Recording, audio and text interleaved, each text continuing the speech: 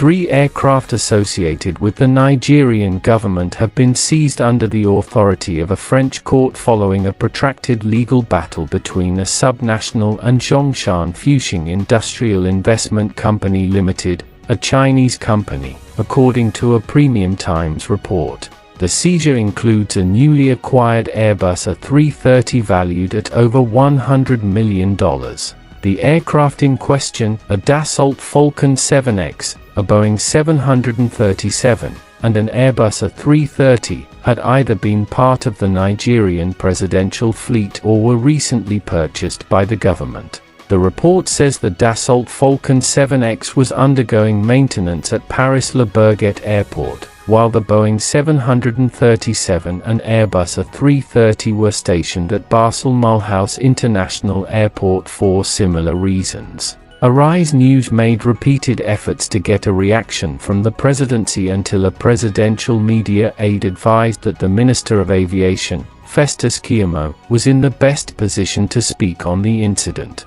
For more updates, news, views, and insights from around the globe, join our community for lively discussions, in-depth reporting, and expert analysis. Follow us on our social media page at Globalpose. Also subscribe on our YouTube channel.